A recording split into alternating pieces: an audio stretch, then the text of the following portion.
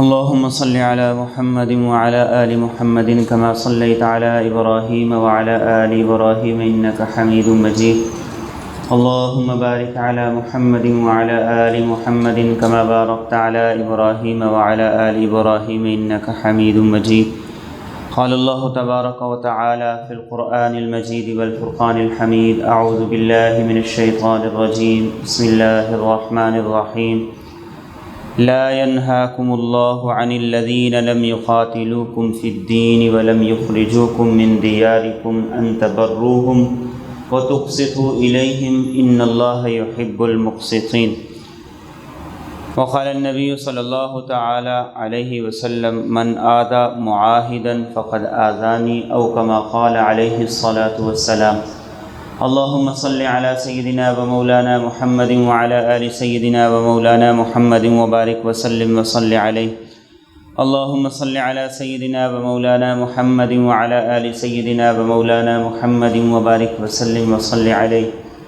اللهم صل على سيدنا وسيد ساداتنا وسيد عاداتنا وحبيبنا وحبيب ربنا وصمدنا وأجملنا وأكملنا وأحسننا وأرفقنا وأعلانا وأولانا وأزكانا وأتقانا محمد صلى الله عليه وعلى آله وأهله وذرياته وصحابته ومن تبعهم بإحسان إلى يوم الدين.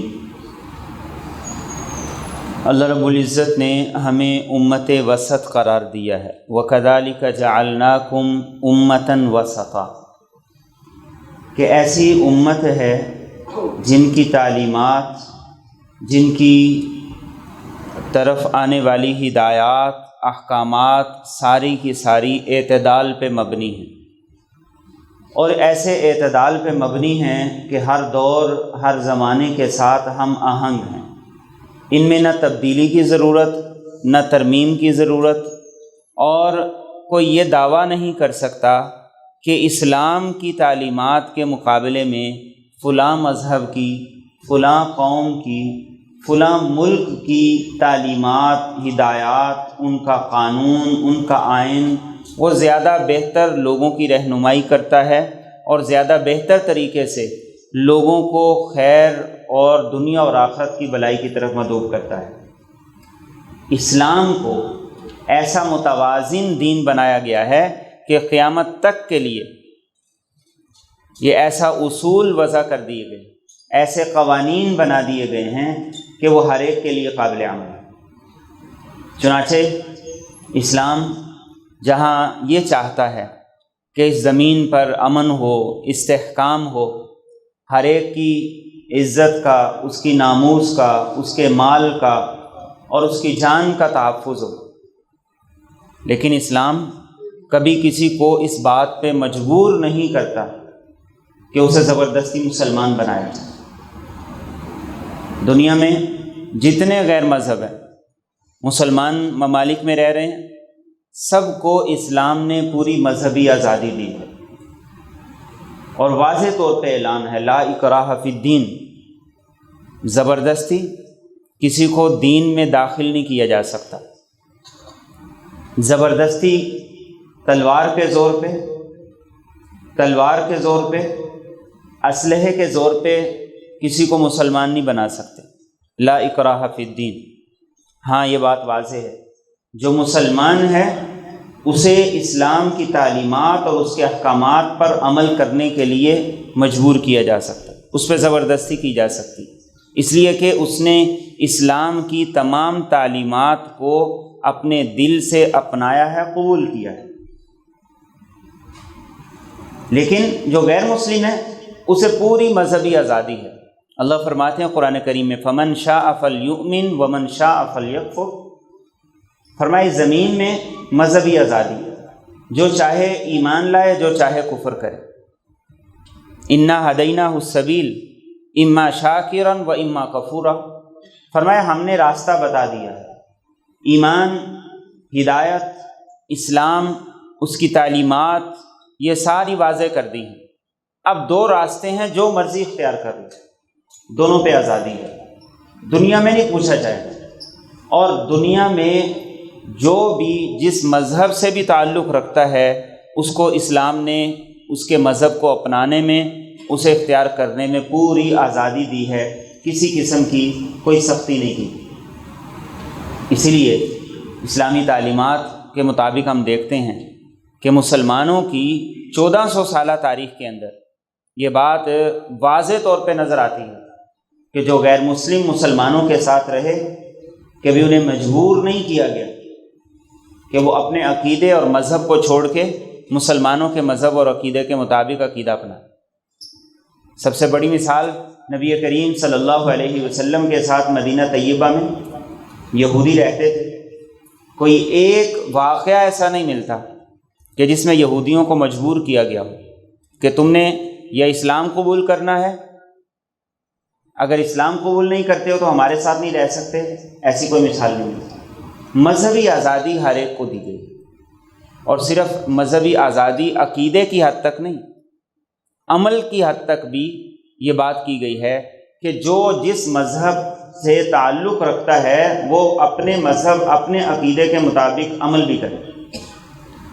اسی لیے اللہ کے رسول صلی اللہ علیہ وسلم نے جب غیر مسلموں سے معاہدے کیے تھے تو ان معاہدوں میں یہ بات واضح طور پہ لکھی گئی۔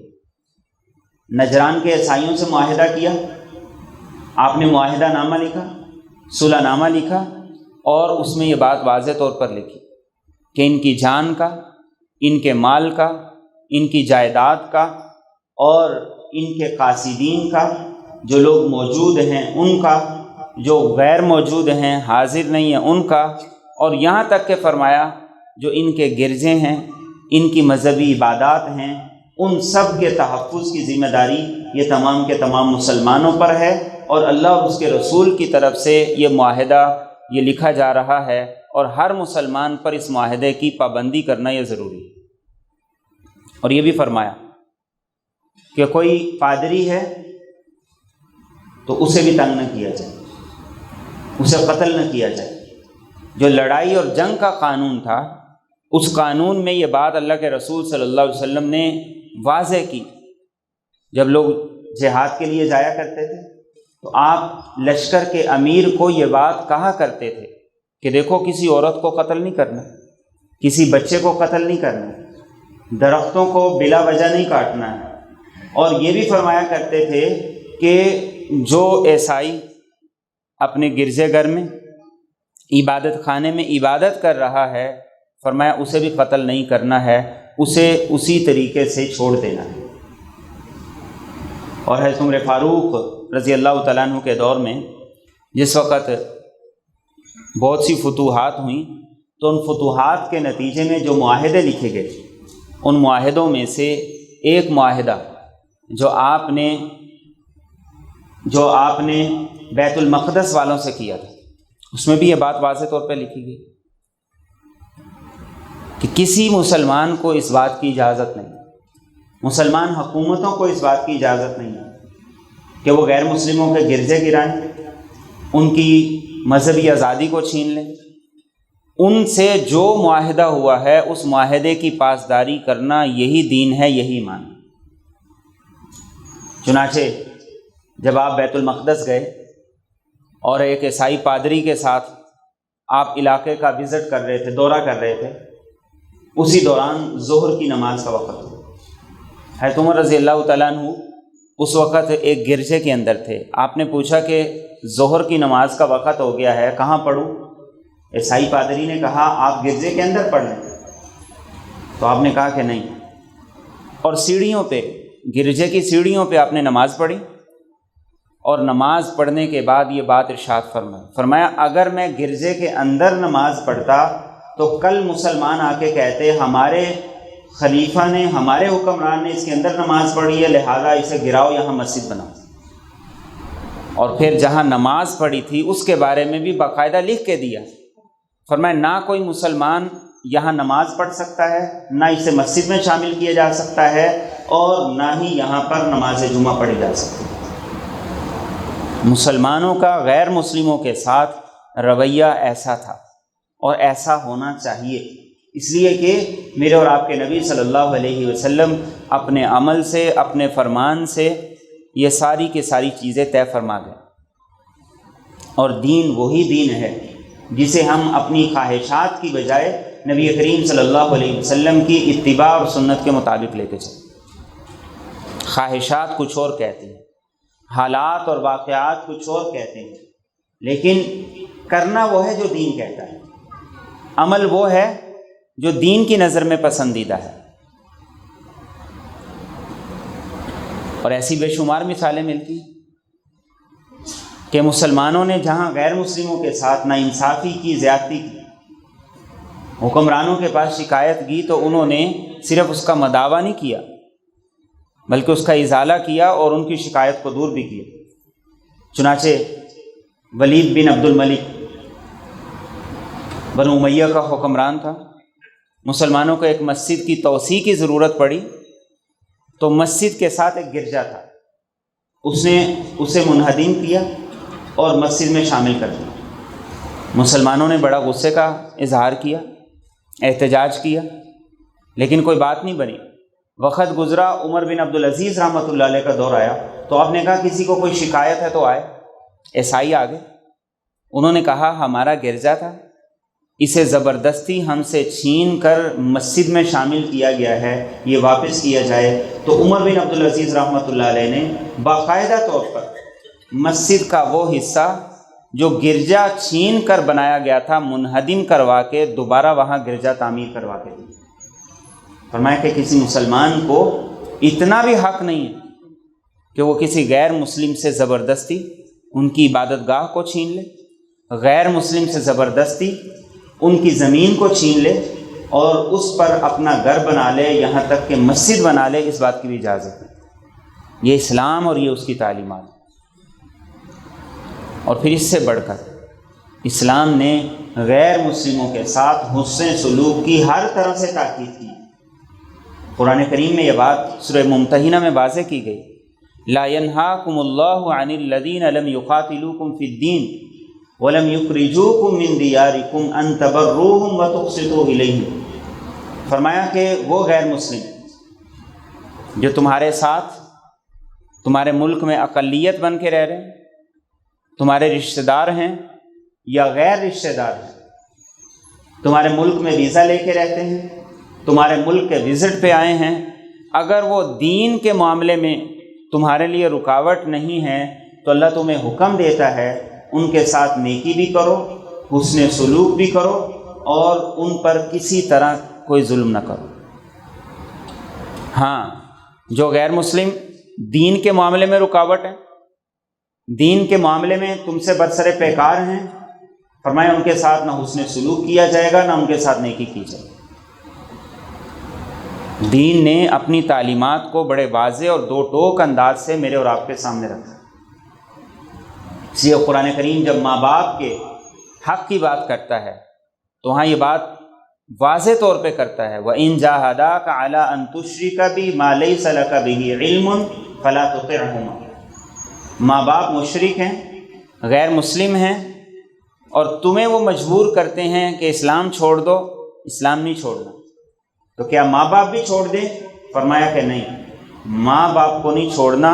وَصَاحِبْهُمَا فِي الدُّنْيَا مَعْرُوفًا، جیسے مسلمان ماں باپ کے اخراجات اولاد کی ذمہ داری ہے، غیر مسلم ماں باپ کے اخراجات بھی مسلمان اولاد ہی کی ذمہ داری ہے۔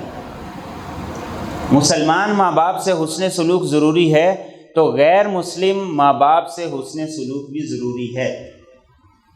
وہ مسلمان ہی نہیں جو غیر مسلم ماں باپ کے ساتھ حسن سلوک نہیں کرتا۔ حضرت اسماء رضی اللہ تعالیٰ عنہ نے پوچھا، یا رسول اللہ صلی اللہ علیہ وسلم، میں مسلمان ہو چکی ہوں، میری ماں مشرکہ ہے اور وہ میرے پاس ملاقات کے لیے آ رہی ہے، تو کیا اس سے حسن سلوک بنتا ہے، اچھے اخلاق سے پیش آنا بنتا ہے؟ تو آپ نے فرمایا کہ بالکل، وہ تمہاری ماں ہے، اس سے حسن سلوک ہر صورت میں ضروری ہے، چاہے وہ غیر مسلم کیوں نہیں۔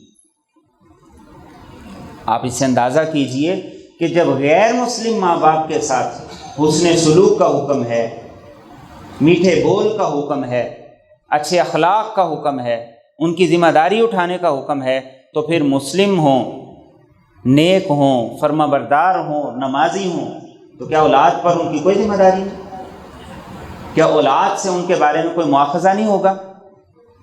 کیا اولاد سے ان کے بارے میں پوچھا نہیں جائے گا؟ آج ہم مسلمانوں کے رویے ماں باپ کے حوالے سے بڑے بدل گئے۔ جو تھوڑا سا سر نکالتا ہے وہ سمجھتا ہے کہ اب میں خود مختار ہو گیا ہوں، اب نہ باپ کی ضرورت ہے، نہ ماں کی ضرورت ہے، نہ بہن بھائیوں کی ضرورت ہے۔ اور جسے ماں باپ سے تھوڑی سی شکایت ہو جائے وہ ماں باپ سے کہتے ہیں میرا حصہ دو اور مجھے الگ کرو۔ کس بات کا حصہ؟ کس کا حصہ؟ کوئی حصہ نہیں ہے اسلام میں ایسی نافرمان اولاد کا۔ جاؤ کماؤ بناؤ اور جہاں مرضی جا کے رہو، باپ پر تمہاری کوئی ذمہ داری نہیں۔ تو اسلام تو اس بات کا حکم دیتا ہے کہ والدین غیر مسلم ہیں تب بھی ان کے ساتھ حسن سلوک کرنا ہے۔ ایک آدمی امام مجاہد کے پاس آیا اور آ کر یہ کہا میرا ایک رشتہ دار غیر مسلم ہے اور اس نے میرا قرضہ دینا ہے، چھوڑ دوں تو اجر ہوگا؟ آپ نے کہا بالکل، اجر بھی ہوگا اور صلہ رحمی کا تقاضا بھی ہے، اگرچہ وہ غیر مسلم ہے تم اس کا قرضہ اسے معاف کرو۔ اسلام غیر مسلموں سے حسن سلوک کی تاکید کرتا ہے، اور اس حد تک کہ مہمان ہو تو اس کی میزبانی کی جائے۔ نبی کریم صلی اللہ علیہ وسلم کے حسن اخلاق کی مثال عدی بن حاتم کہتے ہیں، حاتم تائی کے بیٹے تھے، مسلمان نہیں ہوئے اور بغیر امان لیے اللہ کے رسول صلی اللہ علیہ وسلم کے پاس آئے۔ کہتے ہیں کہ صحابہ کے پاس آپ بیٹھے ہوئے تھے، تشریف فرما تھے، میں جب آیا تو لوگوں نے کہا عدی بن حاتم آیا، حاتم تائی کا بیٹا آیا۔ فرمایا اللہ کے رسول صلی اللہ علیہ وسلم نے مجھے بٹھایا، بات چیت ہوئی اور اس کے بعد آپ مجھے اپنا مہمان بنا کر اپنے گھر لے گئے۔ ایک گھر میں بچی تھی، اس نے تکیہ رکھا، نبی کریم صلی اللہ علیہ وسلم نے وہ تکیہ اپنی طرف کرنے کی بجائے میری طرف کیا کہ تم اس تکیے سے ٹیک لگا کے بیٹھو۔ یہ میرے اور آپ کے نبی کے غیر مسلموں کے ساتھ حسن سلوک تھا، اور یہ میرے اور آپ کے نبی کا غیر مسلموں سے برتاؤ تھا۔ اسی لیے اللہ کے رسول صلی اللہ علیہ وسلم نے فرمایا جس نے کسی غیر مسلم کو تکلیف دی اس نے مجھے تکلیف دی، جس نے کسی غیر مسلم کو ستایا اس نے مجھے ستایا۔ اور آپ صلی اللہ علیہ وسلم نے غیر مسلموں کی عیادت بھی کی۔ چنانچہ آپ کے چچا ابو طالب غیر مسلم تھے، بیمار ہوئے، آپ خود چل کے عیادت کے لیے گئے۔ ایک یہودی جو بچہ تھا مسجد نبوی کی صفائی کرتا تھا، جب پتہ چلا کہ وہ بیمار ہو گیا ہے، آپ خود 7 میل پیدل چل کے اس کی عیادت کے لیے تشریف لائے۔ یہ غیر مسلموں کے ساتھ میرے اور آپ کے نبی کے اخلاق تھے۔ یہ میرے اور آپ کے نبی کے غیر مسلموں کے ساتھ رویے تھے۔ یہ رویے ہی تو تھے جنہوں نے غیر مسلموں کو سوچنے پہ مجبور کی کہ ہاں اسلام ایک ایسا مذہب ہے کہ جو ہمارے دین سے زیادہ ہمیں تحفظ دیتا ہے۔ چنانچہ حضرت عمر فاروق رضی اللہ تعالیٰ عنہ کے دور میں جب بہت سی فتوحات ہوئی تو جو علاقے فتح ہوتے تھے تو وہاں صلح نامہ لکھا جاتا تھا اور باقاعدہ طور پر غیر مسلموں سے ٹیکس لیا جاتا تھا، جزیہ لیا جاتا تھا۔ ابو عبیدہ بن جراح رضی اللہ تعالیٰ عنہ مسلمانوں کے کمانڈر تھے۔ اب کئی علاقے فتح ہو گئے، غیر مسلموں سے جزیہ لے لیا، اور یہ جزیہ، یہ ٹیکس اس بات کی علامت ہوتی تھی کہ اب تمہیں وہ تمام حقوق ملیں گے جو مسلمانوں کو ملتے ہیں۔ تمہاری حفاظت بھی مسلمان کریں گے، تمہارے مال جان عزت آبرو کی حفاظت مسلمانوں کی ذمہ داری ہے، اور یہاں تک کہ اگر کوئی غیر مسلم اسے مسلمان قتل کر دیتا ہے تو مسلمان کو غیر مسلم کے بدلے میں قتل کیا جائے۔ تو ابو عبیدہ بن جراح نے بہت سے علاقے فتح کر لی۔ اب رومیوں کا بہت بڑا لشکر جب پیش قدمی کرنے لگا تو حکمت عملی کے تحت آپ نے یہ سمجھا کہ ہمیں یہ علاقے خالی کرنے چاہیے، تو آپ نے مسلمانوں سے کہا یہ سارے علاقے خالی کرو، تو مسلمانوں نے جب وہ سارے علاقے خالی کیے تو آپ نے جتنا جزیہ اور ٹیکس غیر مسلموں سے لیا تھا وہ سارا انہیں واپس کر دیا، اور کہا کہ دیکھو یہ اس لیے لیا تھا کہ تمہارا تحفظ کریں، اب ہم خود یہ علاقہ چھوڑ کے حکمت عملی کے تحت پیچھے جا رہے ہیں، اب ہم تمہارا تحفظ نہیں کر سکتے، لہذا تمہارا پیسہ لے کر ہم یہاں سے نہیں جائیں۔ تاریخ یہ لکھتی ہے کہ جس وقت ابو عبیدہ بن جراح نے ان کا ٹیکس، ان کا جزیہ انہیں واپس کیا تو انہوں نے روتے ہوئے یہ بات کہی کہ اللہ کی قسم مسلمانوں کے ساتھ رہنا ہمیں غیر مسلموں کے ساتھ رہنے سے زیادہ پسندیدہ ہے۔ ہم اپنے پیٹی بھائیوں کے ساتھ رہتے تھے، انہوں نے ہمارے ساتھ ظلم کیا، زیادتی کی، ناانصافی کی۔ یہ وہی دین ہے جو حقیقی طور پر موسیٰ اور عیسیٰ علیہ السلام لے کر آئے۔ آج اس کی جھلک تمہارے اندر نظر آتی۔ اور پھر جب لشکر آگے آیا تو مسلمانوں کو دفاع کی ضرورت نہیں پڑی، غیر مسلموں نے خود اپنے شہروں کے دروازے بند کر دیے، انہوں نے اپنے مذہب سے تعلق رکھنے والے لوگوں کو اپنے شہروں اور اپنے علاقوں کے اندر نہیں آنے دیے۔ یہ ایک رویے تھے مسلمانوں کے، یہ مسلمانوں کا حسن سلوک تھا کہ غیر مسلم وہ جب مسلمانوں کے اخلاق کو دیکھتا، ان کے رویے اور برتاؤ کو دیکھتا تو اسلام سے متاثر ہوئے بغیر نہیں رہا کرتا۔ اور اللہ کے رسول صلی اللہ علیہ وسلم نے یہ بات واضح طور پر حدیث مبارکہ میں فرمائی کہ اگر کوئی مسلمان کسی غیر مسلم کو قتل کرے گا تو قصاص کے طور پہ مسلمان کو قتل کیا جائے گا، اور یہی قانون تمام مسلم حکومتوں میں رہا۔ حضرت علی المرتضیٰ کرم اللہ وجہہ کے پاس ایک کیس آیا اور اس میں یہ کہا گیا کہ اس مسلمان نے اس غیر مسلم کو قتل کیا ہے، اور مدعی غیر مسلم کا بھائی تھا۔ حضرت علی رضی اللہ تعالیٰ عنہ نے مسلمان کو گرفتار کروایا اور غیر مسلم کو سپرد کر دیا، کہا کہ اسے قتل کر دو۔ بعد میں آپ کو پتہ چلا کہ غیر مسلم کا بھائی جو مدعی تھا اس نے قتل نہیں کیا، اس نے دیت لے لی۔ آپ نے اسے بلایا اور بلا کر یہ پوچھا کہ تم نے دیت کیوں لی؟ اس نے کہا میں نے اپنی خوشی سے لی ہے، اس لیے کہ بھائی تو میرا قتل ہو گیا، اب وہ تو واپس نہیں آ سکتا، اس لیے میں نے دیت لے لی ہے۔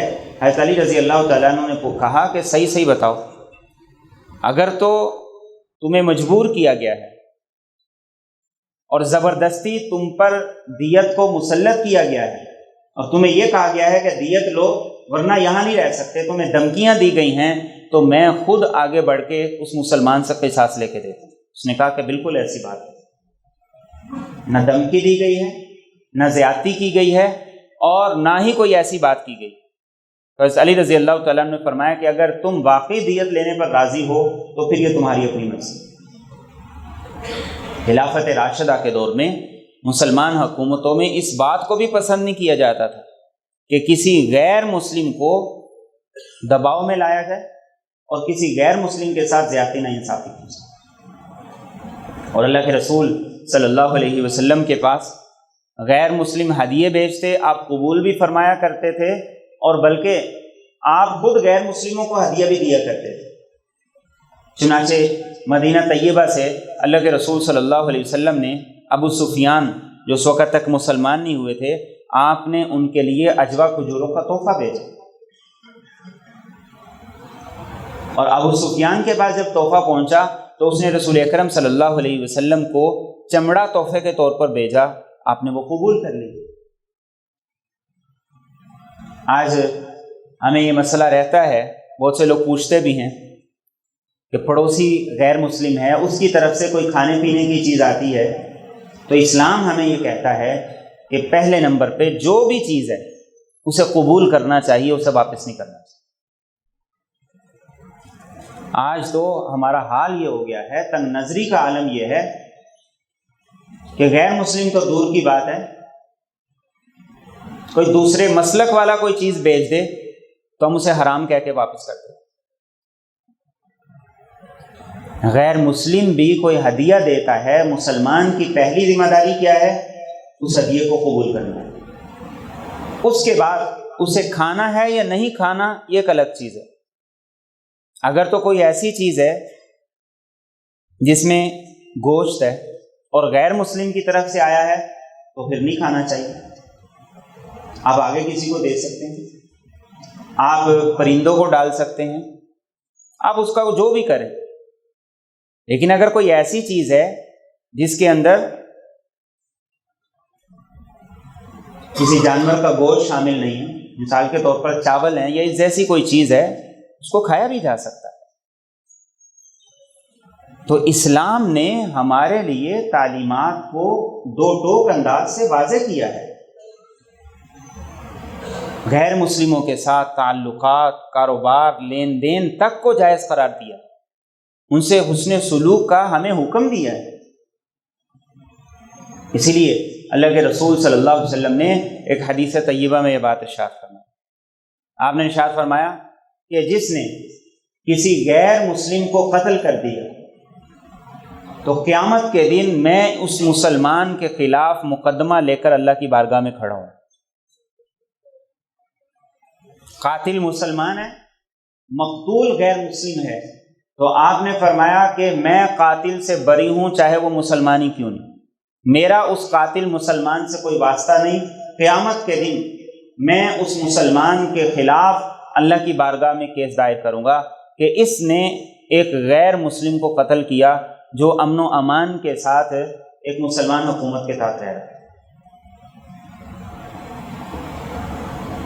مسیلمہ کذاب یہ وہ بدبخت تھا جس نے خود آپ صلی اللہ علیہ وسلم کی موجودگی میں نبوت کا دعویٰ کیا۔ اب اس کے دو سفیر آئے، ایک کا نام عبداللہ بن نواحہ تھا، عبداللہ بن مسعود رضی اللہ تعالیٰ عنہ کہتے ہیں میں بیٹھا ہوا تھا، اب اس کا سفیر آیا تو آپ نے اس سے پوچھا کہ بتاؤ اس بات کو مانتے ہو کہ میں اللہ کا رسول ہوں؟ اس نے کہا بالکل نہیں مانتا، میں تو اسی بات کو مانتا ہوں اور اسی کی گواہی دیتا ہوں کہ مسیلمہ کذاب ہی اللہ کا رسول ہے۔ آپ نے فرمایا کہ میں اللہ پہ ایمان رکھتا ہوں اور اس کی تمام تعلیمات پہ ایمان رکھتا ہوں، اور فرمایا کہ اگر سفیروں کو قتل کرنا جرم نہ ہوتا تو میں تمہیں قتل کروا دیتا۔ آپ نے اس کی بات کو سنا بھی، اس کے کفریہ جملوں کو برداشت بھی کیا، اور قیامت تک کے لیے یہ قانون بنا دی کہ سفیر کو اور سفارتی عملے کو قتل نہیں کیا جائے۔ آج تک یہی قانون ہے، سفیر کی عزت کی جاتی ہے چاہے وہ کسی مذہب سے تعلق کیوں نہ رکھتا ہو، اور اس کو منع کر دی قومی اور بین الاقوامی طور پر مسلمانوں کو یہ تعلیمات۔ لیکن آج بدقسمتی سے آپ دیکھیں کہ دوسرے ممالک سے انجینئرز ہیں یا مختلف عملے کے لوگ ہیں، وہ کام کرنے کے لیے آتے ہیں تو ان پہ باقاعدہ حملے کیے جاتے ہیں، انہیں قتل کیا جاتا ہے۔ ایک مسلمان یہ کیسے کر سکتا ہے جبکہ اس کے نبی صلی اللہ علیہ وسلم خود ایسے غیر مسلموں کو جان اور مال کا تحفظ دے کے گئے؟ ایک مسلمان کسی غیر مسلم کی جان لینے کا کیسے سوچ سکتا ہے جبکہ اس کے نبی صلی اللہ علیہ وسلم خود غیر مسلم کو اس کے مال اور اس کی جان کا تحفظ دے کے گئے؟ اور صرف اتنا نہیں ہے، اس سے آگے بڑھ کر حضرت عمر فاروق رضی اللہ تعالیٰ عنہ کا دور تھا۔ آپ ایک دن گشت کر رہے تھے، دوران گشت آپ نے دیکھا ایک بوڑھا ہے اور وہ لوگوں کے دروازوں پہ جا کے سوال کر رہا ہے، مانگ رہا ہے۔ آپ اس کے پاس گئے اور اسے پوچھا کہ سوال کیوں کر رہے ہو، مانگ کیوں رہے ہو؟ اور کوئی مسلمان تو ایسا نہیں ہو سکتا کہ جو لوگوں کے دروازوں پہ جا کے سوال کرے اور مانگے۔ تو اس نے کہا میں یہودی ہوں، بہت بوڑھا ہو گیا ہوں، اسلامی حکومت کی طرف سے مجھ پہ ٹیکس ہے، جزیہ ہے، وہ دینا ہے، اب بوڑھا بھی ہوں، جزیہ بھی دینا ہے، اپنے اخراجات بھی ہیں۔ آپ نے اس کا ہاتھ پکڑا، اپنے گھر لے کر آئے، اس کی جتنی ضرورت تھی وہ پوری کی، اور اپنے سیکرٹری کو کہا کہ ایسے تمام لوگوں کا ڈیٹا اکٹھا کرو جو بوڑھے ہو چکے ہیں، غیر مسلم ہیں اور وہ جزیہ اور ٹیکس نہیں دے سکتے، سب کے ٹیکس کو معاف کرو، اور ہماری ذمہ داری ہے کہ انہوں نے جوانی میں ہمیں ٹیکس دیا ہے، ہم بڑھاپے میں ان کا خیال کریں اور ان کی کفالت کریں اور ان کی ضروریات کو پورا کریں۔ چنانچہ سارے کے سارے غیر مسلم جو بوڑھے ہو چکے تھے، ٹیکس نہیں دے سکتے تھے، ان سب کا نہ صرف جزیہ معاف کیا گیا بلکہ ان سب کی کفالت بھی اسلامی حکومت نے اپنے ذمہ لے لی۔ آج ہم مسلمانوں کا حال دیکھیں کہ گورنمنٹ مسلمانوں پہ ٹیکس لگائے جاتے ہیں، اور اس کے بدلے میں انہیں دینا کیا ہے، انہیں کس کس بات کی سہولت دینی ہے، اس بات کی کوئی ضمانت نہیں۔ اسلام اور اس کی تعلیمات مسلمان ہو یا غیر مسلم ہو، کسی کے ساتھ ظلم نا انصافی کو برداشت نہیں کرتا، اور کوئی ظلم کرے نا انصافی کرے تو وہ ظلم کرنے والا مسلمان ہو تو اسلام اس سے برات کا اظہار کرتا ہے۔ اسی لیے اللہ کے رسول صلی اللہ علیہ وسلم نے فرمایا کہ مظلوم کی بد دعا سے بچو، اگرچہ وہ مظلوم کافر ہی کیوں نہ ہو، اس لیے کہ اس کافر مظلوم کی بد دعا بھی بغیر کسی رکاوٹ کے اللہ کے عرش تک جاتی ہے۔ مظلوم کافر بھی ہو تو اس کی بد دعا بھی بغیر کسی رکاوٹ کے اللہ کے عرش پہ جاتی ہے، اور اللہ اسے کہتے ہیں لَأَنْصُرَنَّكَ وَلَوْ بَعْدَ حِينٍ، کہ تم مظلوم ہو، تم نے مجھ سے فریاد کی ہے، تمہاری مدد ضرور کی جائے، اور اللہ اس کی مدد ضرور کرتے ہیں۔ تو آج بطور مسلمان مجھے اور آپ کو اپنے رویوں پر نظر ثانی کرنے کی ضرورت ہے۔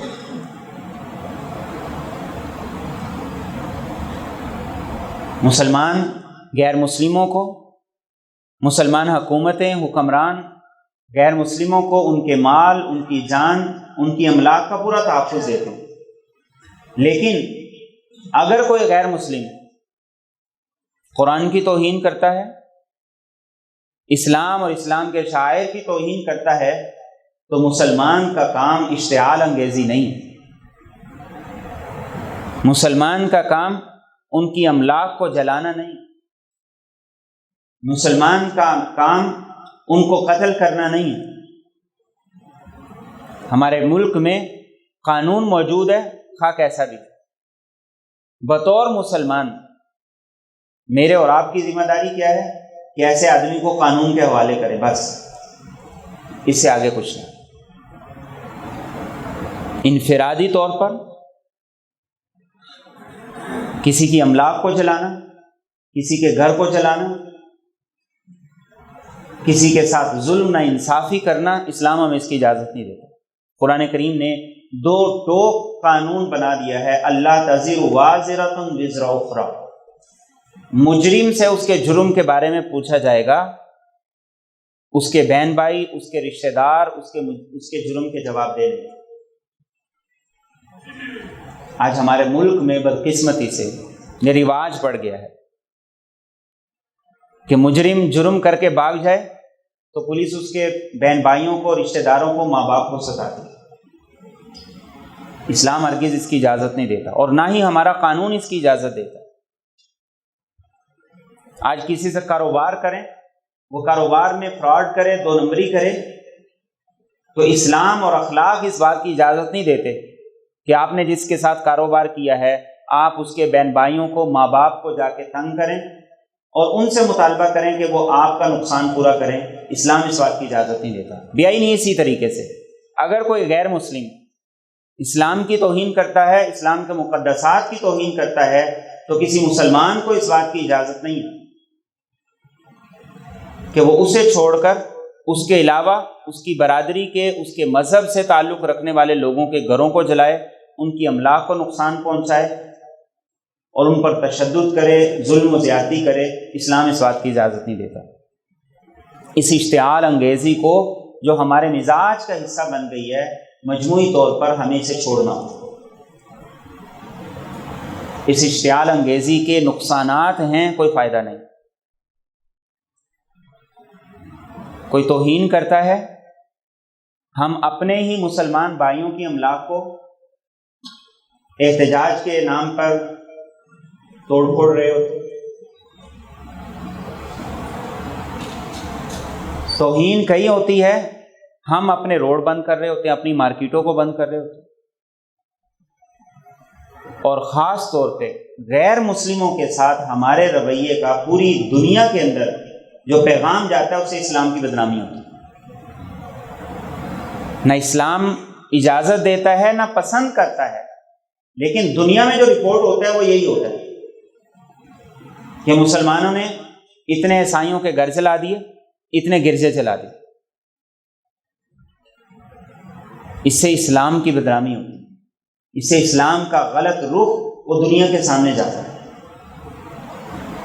تو بطور مسلمان کے ہماری ذمہ داری صرف اتنی ہے کہ کوئی خلاف قانون کام کرتا ہے، اسلام کی توہین کرتا ہے، اس کے مقدسات کی توہین کرتا ہے، تو ہماری ذمہ داری یہ ہے کہ مجرم کو پکڑ کے پولیس کے حوالے کریں۔ اس سے بڑھ کے ہماری ذمہ داری، پولیس اسے چھوڑ دیتی ہے، وہ اللہ کے ہاں جواب دے، عدالتیں اسے رہا کر دیتی ہیں، وہ اللہ کے ہاں جواب دے۔ ہماری ذمہ داری قانون کی حد تک، ورنہ اس کا نقصان ہم مسلمانوں کو اپنے ملک میں بھی اور بین الاقوامی طور پہ بھی اٹھانا پڑتا ہے۔ اب کس نے جلایا ہے، کس نے نہیں جلایا، 150 لوگ گرفتار ہو گئے، اب ان میں بے گناہ بھی ہوں گے، گناہ گار بھی ہوں گے، اور اس میں زیادہ بڑی کوتاہی وہ متعلقہ پولیس کی کہ جب پولیس اس طرح کے حالات کو کنٹرول کرنے میں ناکام ہوتی ہے تو ایسے واقعات وہ پھر پیش آتے ہیں، پھر لوگ آگے بڑھ کے قانون کو ہاتھ میں لیتے ہیں۔ صورتحال جیسی بھی ہو، بطور مسلمان کے ہماری یہ ذمہ داری ہے، قانون موجود ہے، ہم قانون کی طرف جائیں۔ اور یہ کوئی پہلا واقعہ نہیں ہے، اس سے پہلے سیالکوٹ میں ایک عیسائی کو زندہ جلایا، اور بعد میں کیا پتہ چلا، بعد میں پتہ چلا کوئی آپس کی رنجش تھی، اس پہ توہین رسالت کا الزام لگایا اور اشتعال انگیزی کر کے اسے جلا دیا۔ اس سے پہلے لاہور میں بھی عیسائیوں کے گھروں کو جلایا گیا، اس سے پہلے گوجرے کے اندر عیسائیوں کی بستیاں جلائی گئی ہیں۔ کوئی ایک واقعہ نہیں ہے، بہت سے واقعات ہیں۔ تو ہم مسلمان بطور مسلمان کے اپنی ذمہ داری کو سمجھیں، اپنے ملک کا، اپنی جان کا، اپنے مال کا تحفظ، اس کے امن و امان کا استحکام، یہ ہماری ذمہ داری ہے۔ غیر مسلموں میں سے کسی غیر مسلم کی شراب کو اگر کوئی مسلمان ضائع کر دیتا ہے تو دین یہ کہتا ہے کہ مسلمان کو مجبور کیا جائے گا کہ اس کا نقصان پورا کرے۔ اسلام یہ کہتا ہے۔ وہ غیر مسلم ہیں، انہیں مذہبی آزادی ہے پورے طور پر کہ وہ اپنی عبادت کے وقت میں عبادت کریں، اپنے تہوار منائیں، اپنی عیدیں منائیں، ان کو پوری آزادی ہے۔ اور ہمارے ملک میں اقلیتوں کو جتنی آزادی ہے پوری دنیا میں کہیں نہیں۔ مسلمانوں پر بڑی زیادتیاں ہیں، ناانصافیاں ہیں، ظلم ہیں پوری دنیا میں۔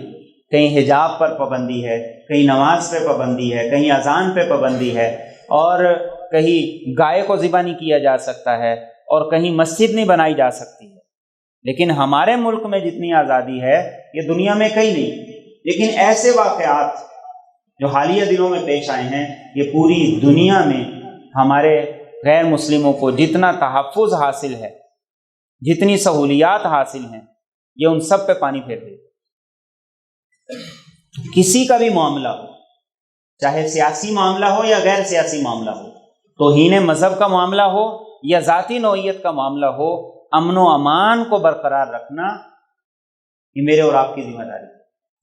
یہ ہمارا ملک ہے، یہ ہمارا گھر ہے، اس کا امن و امان ہمیں سب سے زیادہ عزیز ہونا چاہیے۔ جتنا امن و امان میں استحکام ہوگا اتنی ہی ہماری کاروباری ترقی بہتری ہوگی، اس میں بہتری آئے گی، اور اس سے آگے بڑھ کر سب سے بڑی ذمہ داری، کوئی فرق پڑے یا نہ پڑے، میں اور آپ ذمہ دار ہیں اپنے نبی کی تعلیمات، قانون ہو یا نہ ہو، میں اور آپ پابند ہیں اپنے نبی کی تعلیمات۔